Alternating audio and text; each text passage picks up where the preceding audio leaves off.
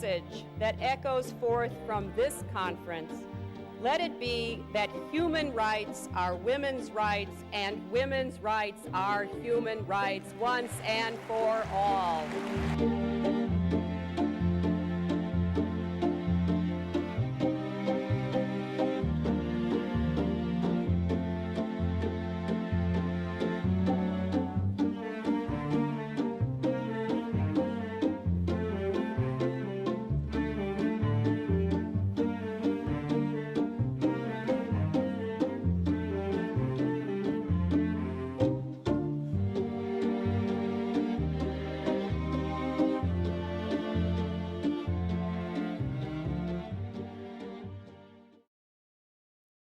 Good afternoon. I'm Jonathan Capehart, opinion writer for the Washington Post. Welcome to Washington Post Live.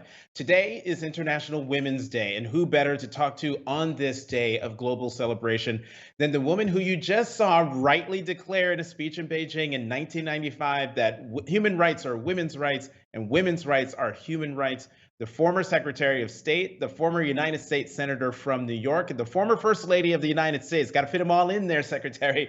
Hillary Rodham Clinton. Welcome to Washington Post Live.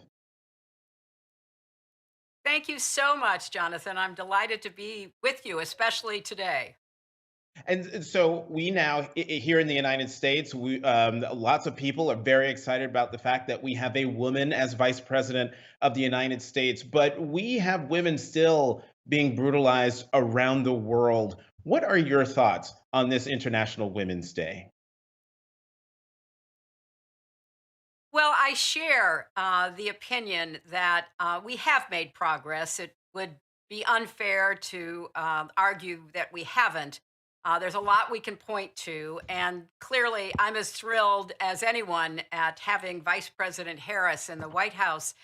But if we really look at where we are, we know that huge barriers, legal, structural, psychological, attitudinal barriers of all kinds are still holding back women and girls. And Jonathan, it's especially important to focus on that right now because the pandemic over this past year has really set women back. The burdens that it has imposed on women, especially mothers, uh, has been seen in everything from an increase in domestic violence to an increase in child marriages.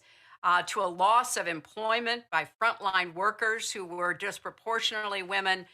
So, on this International Women's Day, we can take stock of how far we've come since I gave that speech in Beijing in 1995. But we have to recommit ourselves to continuing to make the changes that are necessary to ensure that every girl and woman has the chance to fulfill her own God given potential.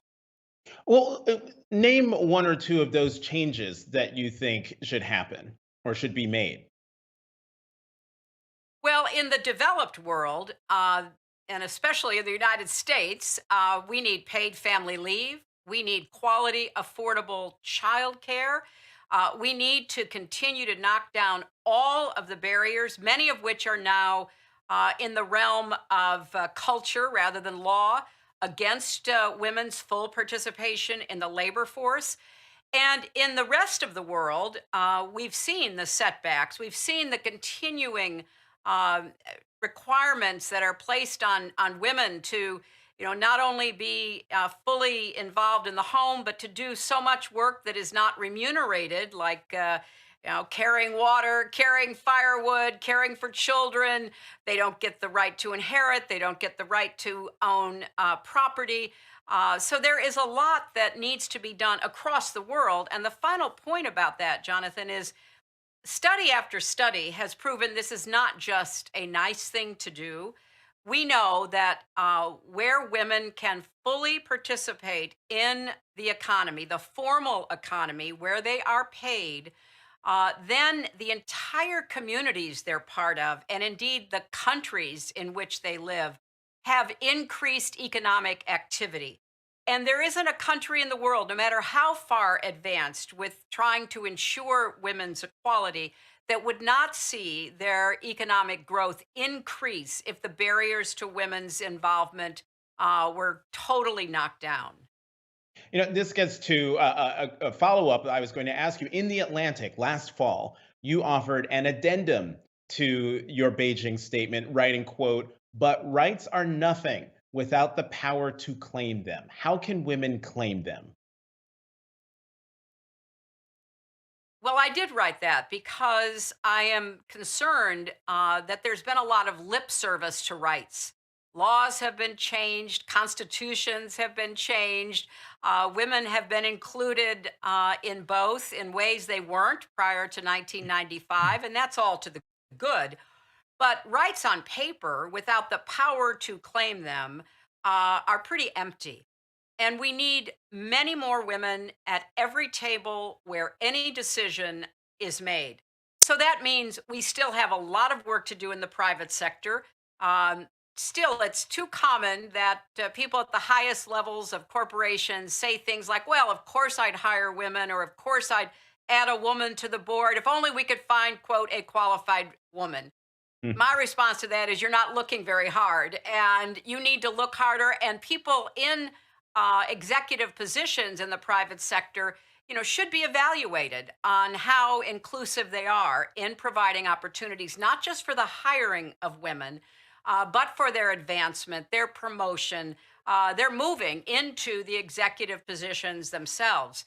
Certainly, that's true in academia, in the media. It's not just in the kind of corporations we generally think of providing goods and services, but across the economy at large. And in the public sector, I'm encouraging more and more women to run for office, put their names out there, be willing to, get into the arena, because we need more women who are helping to make decisions. And I would add that we've seen a great example of that this past week.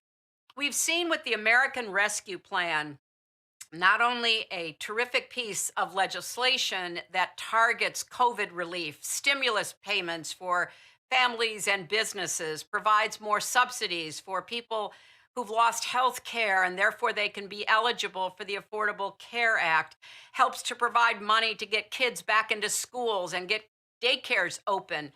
We've also seen a real focus on one of the challenges that women always face, balancing family and work, with the emphasis on providing assistance for children. In fact, in the bill, 93% of American children are in families that will receive a payment.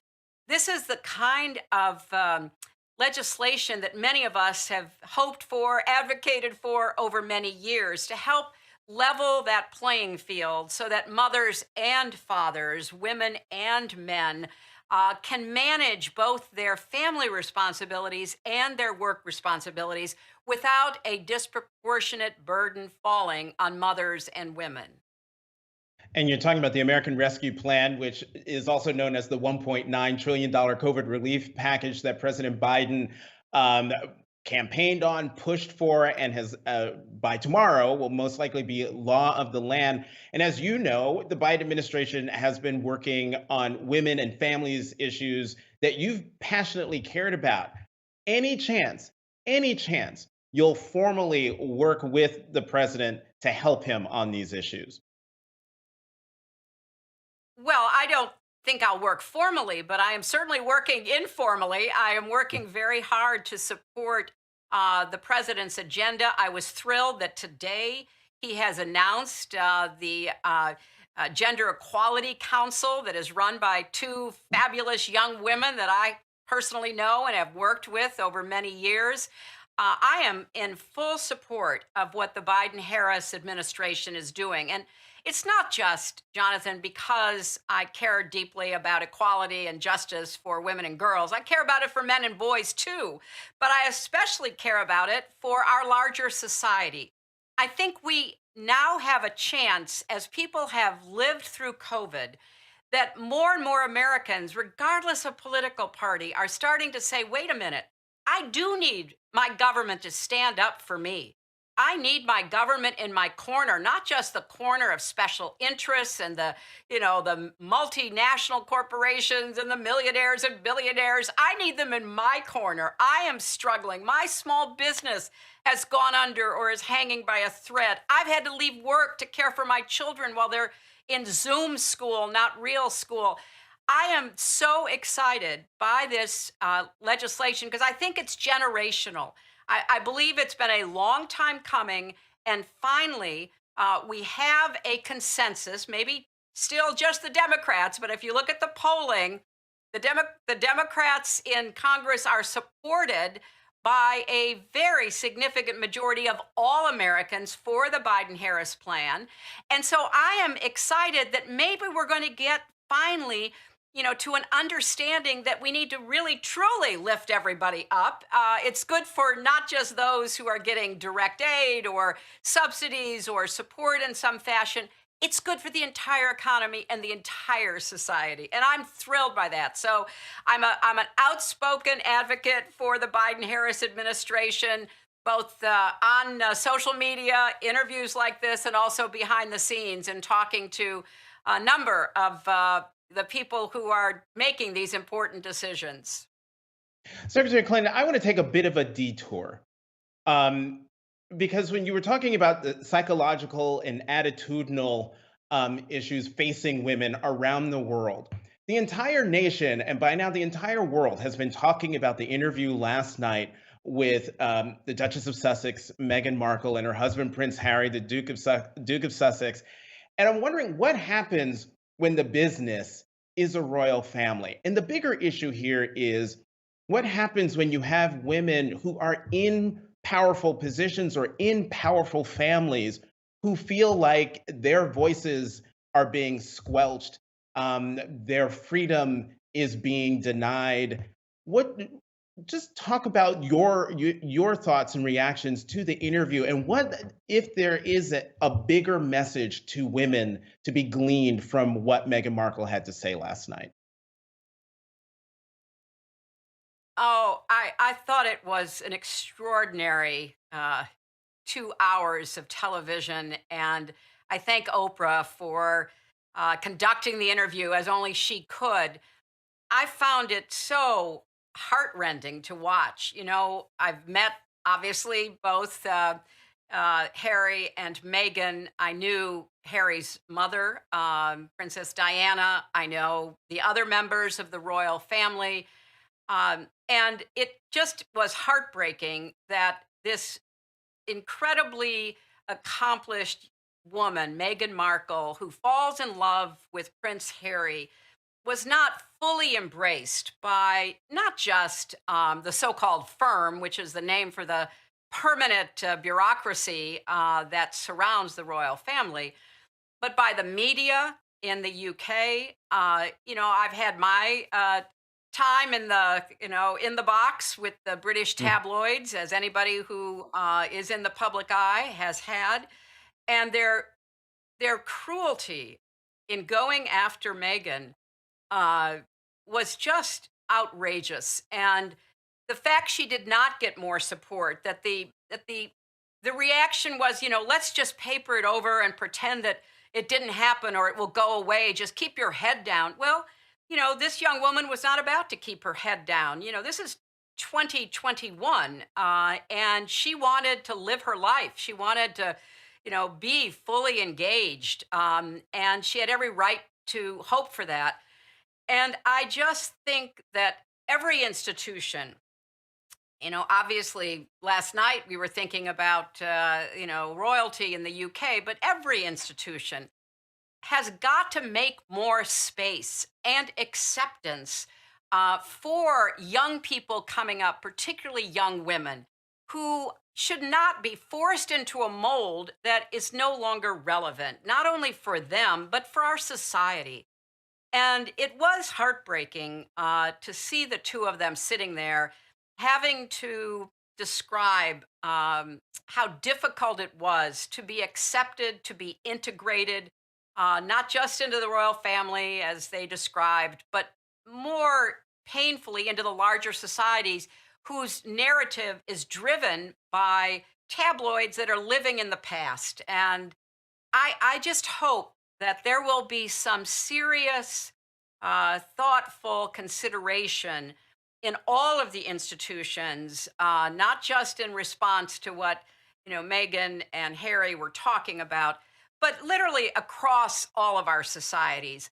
Why do we make it so hard to incorporate diversity, to celebrate it, to be proud of it? And I just couldn't help but watch last night and really feel that these two young people, because by my standards they still are young, are not only standing up for themselves and for their children, but they're really trying to send a message about what institutions, including the one that they were part of, need to do to be more dynamic and forward looking than they currently are. Well, let's come back stateside and come back to New York. As I mentioned before, and as everybody knows, you're a former senator from the great state of New York. So let's talk about Governor Andrew Cuomo. Over the weekend, the state Senate Majority Leader, Andrea Stewart Cousins, and State Senator Liz Krueger, a prominent Manhattan Democrat who I'm sure you know, both of these women called on Governor Cuomo to resign. What do you think he should do? I've said, Jonathan, that the allegations are serious and they need to be investigated thoroughly, not only for the sake of the women who have stepped forward to bring these allegations, but for all New Yorkers. And I'm very confident that the Attorney General will conduct an independent, comprehensive investigation. And I think we should all wait to see what those results are. Let's talk about the Republican Party, shall we? The Republicans have been eating their own. And I wonder what advice, if any, you would give to Congresswoman Liz Cheney of Wyoming in handling not just Donald Trump and the criticisms coming from him, but his followers in Congress. Well, first, I don't want to hurt Liz Cheney, but I will say I was incredibly impressed by her strength in standing up to what had been instigated by Donald Trump, an attack on our Capitol by the then sitting president of our country, which is so outrageous. And really, Representative Cheney was one of the very few Republicans in Congress who did stand up. And I give all of them who spoke up, who voted for impeachment, who voted for conviction in the Senate, credit for doing what was right. I just wish that more Republicans had had either the courage or the understanding of what they needed to do, that they too had stood up and spoken out. Right now, Jonathan, it it is really troubling to see the Republican Party turn themselves into a cult and basically pledge allegiance not to the United States of America but to Donald Trump. Something I do not understand, I cannot accept, and I don't think the majority of Americans, as we have seen with the very large popular victory of Joe Biden and Kamala Harris, the passage of the American Rescue Plan, which is so popular. I don't understand why the Republican Party is so afraid of itself, because that's what it comes down to. They're afraid that Donald Trump will instigate primary opponents against them, and Mhm. those primary opponents will demand loyalty to Trump, not to the Republican Party, not to the United States of America. I think this will eventually burn out. I hope it happens sooner, not later. The country should not be so much in turmoil and really at the whim of someone who is so indifferent to more than 500,000 deaths from COVID, from white supremacists and nationalists storming our Capitol and everything else that he has either blessed or ignored. Well, speaking of that, Secretary Clinton, as I went back into my archives, you and I have spoken over the years, and I've written columns about our conversations. And in July of 2016, in the middle of your own presidential campaign, and you were the presumptive Democratic nominee, we talked about then candidate Donald Trump's divisive language and his use of that divisiveness. And you called it divisive. I called it racist. And here's what you told me at the time. You said, we have to reject Trump's divisive rhetoric. It is a threat to our democracy. I don't care what your race, your ethnicity, your religion is, pitting people against one another, stoking mistrust. Everything he says, everything he promises to do as president would drive even further divisive barriers between us. Here we are nearly 5 years later. Did you expect it to get as bad as it got with him as president along those lines? I did not expect it to get as bad. I thought it would be bad, Jonathan, Mhm. and I tried to sound the alarm during the 2016 campaign. And And you know, several there are times. a number of researchers. Yeah, there are people who have studied that campaign who understand that my speaking out against white supremacy and against the kind of rhetoric that Trump used was politically, I guess, not wise, but it was for me absolutely imperative to try to speak out, to try to portray what I thought was the outcome of a Trump presidency. I hoped that he would, once in office, understand the enormity of the job. Have some of that sense of humility that presidents need to have when they're in the Oval Office. Well, as we know, that did not happen. And it was always all about him, his personal, his financial, his partisan political advantage. And it really was tragic to watch. I mean, everything from what he said after Charleston all the way up through his absolute indifference and negligence during COVID with all of the costs that imposed to his behavior in the face of legitimate and peaceful protests following the killings of George Floyd and others, to obviously his final act to try to overturn an election that had been certified repeatedly by the states, even ones that are controlled by Republican governors and legislatures. He never grew into the job. He never accepted the awesome responsibility that goes with being president. And I'm just so grateful beyond words that President Biden is not only in the office behaving as we should expect a president to behave, doing the work, having the kind of engagement on the issues that, any president should have. But I'm hoping, as I said earlier, that the Republican Party will find its soul, will find its center again, and understand they can't keep playing with fire. A lot of them thought that they could control Trump, they could use him to, take over the Supreme Court, they could use them to recklessly cut taxes, they could do, what their own agenda was really demanding, because he didn't care about any of it other than his power and his adulation and the role that he played rather than the job that he was supposed to do. So I hope that the Republican Party catches up with the rest of the country. And the other thing I would add about this is it truly is shameful that the Republican Party has decided that it cannot win elections unless it stops people from voting.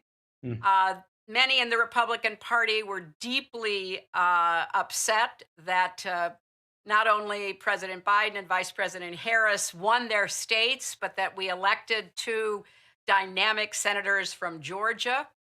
And so, what is their response? It's not to say, okay, we have differences with the Democrats, but we can stand up for them and we can make our case. And so, we're going to, do everything possible to be a party that is future oriented. Instead, They're turning the clock back, trying to bring back all kinds of voter suppression tactics to make it difficult for Black and brown people, older people, young people to vote because they don't think they can get their votes. And that's not the mark of a very confident or Right. optimistic political party. That's the mark of a losing political party and philosophy. Well, Secretary Clinton, another thing that they're doing is, at least the ones who are elected, they're retiring. Earlier today, Senator Roy Blunt of Missouri announced that he will not seek reelection. He's the fifth Republican to announce that they're not going to seek reelection. What do you think that says about the Republican Party? Do you think the Republican Party is at a fork in the road and it's going to go down one that is not one that brings the country together? I do, unfortunately. I think you're seeing Republicans retire who are, just not ready to face a primary against a Trump acolyte, who don't have the stomach anymore to stand up and fight against extremism in their own party, and so they're retiring, and I can understand that. I mean, they've done a calculation. They've concluded that, Trump is the puppet master who pulls the strings of the hardcore base of the Republican Party, who dishes out disinformation on social media that really pollutes people's thinking about where we need to be in the country and what's true and what's absolutely false. And so they're just throwing the towel in. And I think, I'm sorry. I'm sorry. Not that I would agree with a lot of the Republicans who are leaving. I served for 8 years in the Senate, as you know, Jonathan. I Hmm. overlapped, and frankly, I couldn't believe that many of the people who I knew had basically shut their mouths. They didn't stand up to Trump, and many of them, chose to retire or not run again that I had served with. Hmm. So I hope that it's not a sign that the Republican Party is going to go even more extreme. Although, actually, but for voter suppression, that's probably good news for Democrats because I think, voters, whether they are, middle of the road Republicans who have certain ideas about, what they want to see, or independents or Democrats from across the spectrum, they're going to see a president with Joe Biden who's actually getting things done for them. And maybe that will help to turn the tide as more Republicans say, wait a minute, I don't want to be part of the extreme. I want to be part of Hmm. decision making for our country. Secretary Clinton, I got to squeeze in two things before we go. One, your view on the filibuster in terms of getting President Biden's agenda through. There's a lot of increasing talk that the filibuster needs to be done away with so that it can get through at a simple majority vote. If you were still in the Senate, would you vote to do away with the filibuster? I would, Jonathan. I would vote to do away with the filibuster. I think it has outlasted its usefulness. And I think one of our problems right now is that we have a minority that is becoming more and more extreme, that is basically holding the majority, not just of the Congress, but of the country back. And I think the filibuster, for whatever purpose it served in the past, should be retired. And I'm encouraged that there are conversations about whether, if it's not done away with completely, it can be modified so that important bills like the John Lewis Voting Rights Act or an infrastructure bill to put people to work and to frankly fix our crumbling infrastructure can pass on majority vote, because there's no doubt in my mind that's what the American people are looking for. They're really tired of, the kind of games that look like they're being played, and they don't understand they vote for somebody and nothing gets done because everything can get stopped by a filibuster. So if we don't have the votes to eliminate it, then we should certainly Mhm. amend it so that it can permit important legislation to be decided on a majority vote. All right, I'm going to squeeze in two more things in the little time that we have left. The Post Karen Heller has a great story on the front page of the style section about you, meaning the Clintons and the Obamas, and how you've become epic content creators. You're now in my biz. You have a podcast called You and Me Both with Hillary Clinton. You have a production company that has optioned two books. What are you hoping to do on this side of the microphone? Well, I am following in your lead, Jonathan. Look, in today's world, just as it's always been from the beginning of time, storytelling is absolutely essential. You have a now a kind of convergence of policy and politics and culture.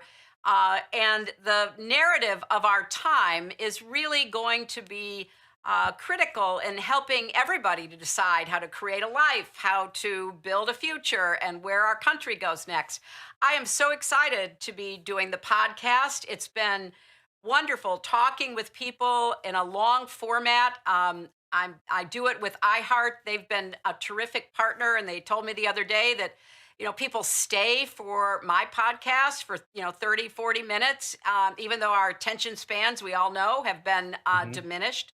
I am in business now with my daughter and other partners on a production company called Hidden Light. And, we are doing our first production on the Book of Gutsy Women that Chelsea and I wrote together for Apple TV. We have optioned an incredible book called The Daughters of Kobani with Gail Lemon, which looks at the Kurdish women who were on the front lines fighting ISIS, and we have other things sort of in the works. And I want to tell inspirational, informational stories that really get people to think hard about how we live together, how we pursue justice and equality, how we really try to get over our divides and find some unifying themes of our common humanity and in America, our common Americanness. So I'm really having a great time. Secretary Clinton, we're going into a little bit of overtime because I can't end this interview without getting you to talk about the loss of your very good friend and a mentor to me, and that is the great powerhouse Democrat and civil rights activist, Vernon Jordan. Um, and close us out with some reflections on your friend. Well, Jonathan, I read your column about Vernon, and I thank you for it because he was a truly unique, towering figure. He was, as you said, a leader in the civil rights movement. One of the last alive who was there with Dr. King and John Lewis and all of the rest of the heroes who, helped to improve our country and give us at least a chance to fulfill our founding ideals. He was also a great mentor. He lifted everybody up who knew him. If you had a hard question about a decision to make, if you wanted advice about what you should be doing in your life or your business, the scores upon scores of people who would go to Vernon, and it was always discreet. He was always very open and honest with you, but he gave some of the best advice that I know of and that I certainly ever received. He was just a great friend. I knew him, Jonathan, since 1969. And so I had many, many years of his friendship. And then with him and Anne, then with his daughter, Vicky, and Anne's children.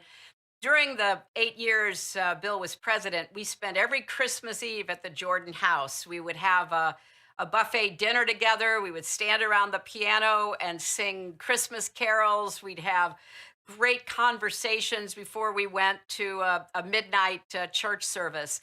So I have, both the memories of this giant of a man and everything he stood for, everything he accomplished, and then the deep personal memories of his friendship to me, to Bill, to Chelsea, our family over so many years.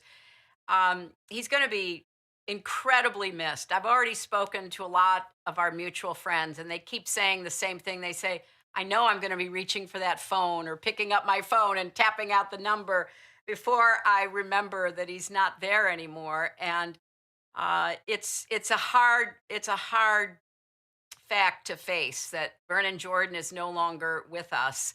But he leaves a huge legacy, and I hope it's a legacy that young people really look to and understand how it's possible to make change in so many different ways. And that's part of his genius. He could make changes in laws. He could make changes in voting rights. He could make changes in corporate boardrooms. He could make changes in the Oval Office. He understood that if you believed in what you were espousing and doing, there would always be a way of trying to get that to somebody who could make a difference in a life or a community or a country or the world. And what a great man Vernon Jordan was. Secretary Hillary Rodham Clinton, thank you very much for coming to Washington Post Live. Thank you, Jonathan. It's always a pleasure to talk to you.